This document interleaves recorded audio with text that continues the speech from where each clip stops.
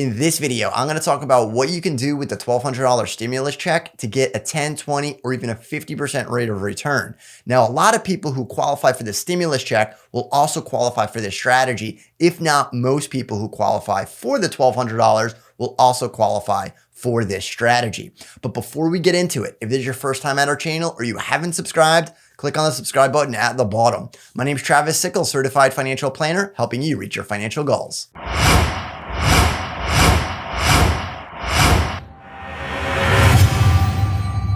So I wanted to make this video because over the last week or so, I've been watching this stimulus plan and the numbers have changed a little bit. But now it looks like we're going to get about $1,200 per individual and an additional $500 per child, but that's based on your income of whether or not you qualify.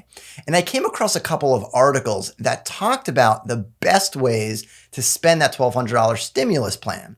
And I want to talk about 3 of those points and also a strategy that is not talked about in those articles, or really that I've not seen anywhere else, that I think might work better. And the first point was talking about debt, to take the $1,200 stimulus check to pay down your debt or to pay off your debt. And we know that debt is a big problem. According to debt.org, there are 189 million Americans that have credit cards. The average credit card holder has at least 4 cards.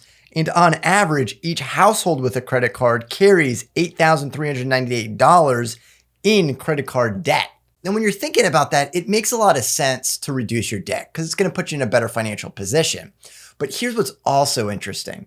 A lot of the credit card companies and mortgage lenders have stepped forward and said, if you contact us and you are struggling, we'll work with you. Well, that might be reducing your fees, reducing your interest rate, or just getting rid of the interest altogether until this pandemic gets under control. And they also don't want you to default. So while it's great they're doing this out of the kindness of their heart, if you default on the loan, you're going to be a lot less likely to continue to make those payments. And that's what they don't want to have happen. Now, whether or not these companies are doing this out of the kindness of their heart, which we all hope that they are, or just making a business decision, there are a lot of protections when it comes to lending and especially when it comes to credit cards. If you look at the Credit Card Accountability, Responsibility, and Disclosure Acts of 2009, that really beefed up to make sure that you're protected against fees and interest rates. But what you're not protected against is a limit being lowered or erased altogether.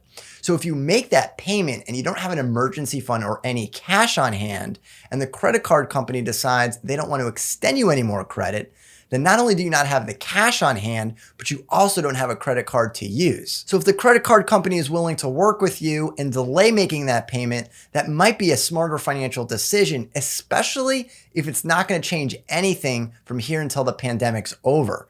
Meaning you're not going to have any fees or penalties or any interest charges. But you have to call the credit card company up or the lender first to make sure that those details are worked out. Now, I'm not saying that you shouldn't take that $1,200 stimulus to pay off your credit cards or your other debts. You just want to reach out to your credit card company or your lenders if you're struggling and to make a more informed decision, just so you know what all of your options are. And I'm also not saying that you're going to get a reduced limit at any point, but you just want to make a more informed decision. The second recommendation I've seen out there is investing these dollars. Now, putting this money in the market at this point could seem like a really good buying opportunity. And we've had some of the worst days in the market, and some days have been the worst in history. And to look at some of these numbers, on March 9th, the S&P 500 went down 7.6%, and the Dow went down 7.79%.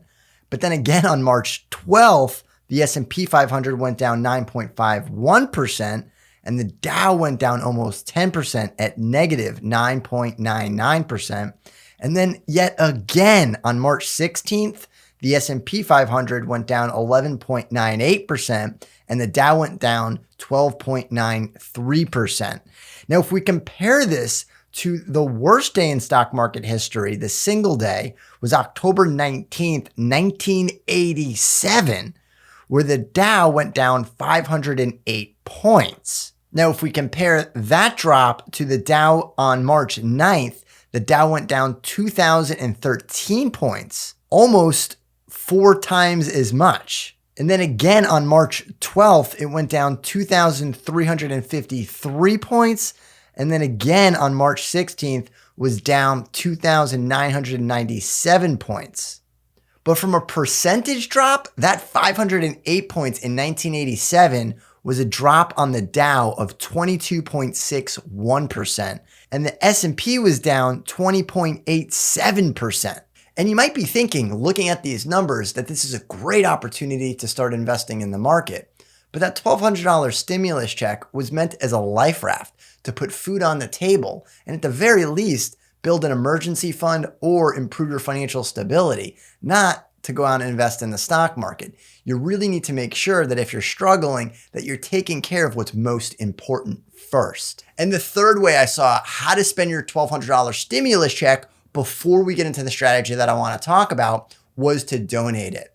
Now, I would take the same route as the credit card strategy, where you really just wait and see what happens before you donate these dollars. Because even if you're in a strong financial position and you have a good cash reserve, we really don't know how long this thing is going to last and whether or not you truly do need or will end up needing that $1,200. So what can you do with your stimulus check to help boost your financial position, but still have the $1,200?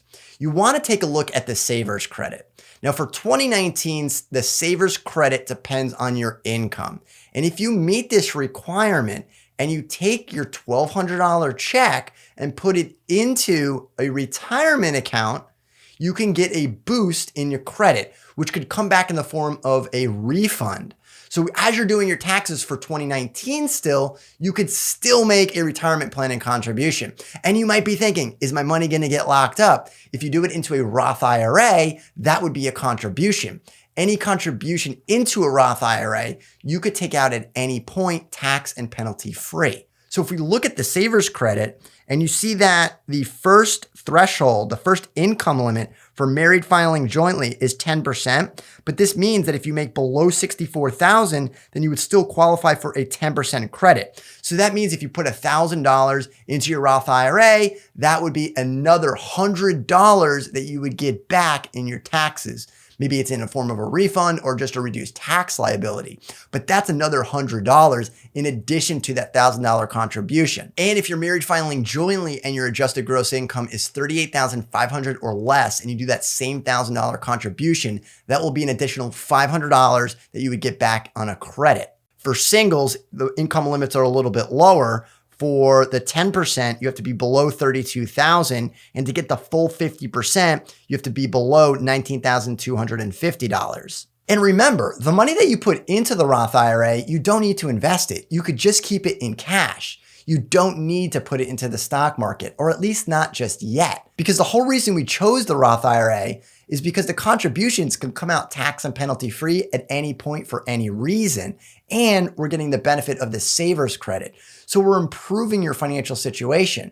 And if you can get through this pandemic and you don't need to access those dollars, then guess what? You've built up your retirement savings, you've improved your financial situation, and you can make the decision at that point of whether or not you want to invest it. And if you do need the money, it's available to you. And that's just one other way that you can spend your stimulus check.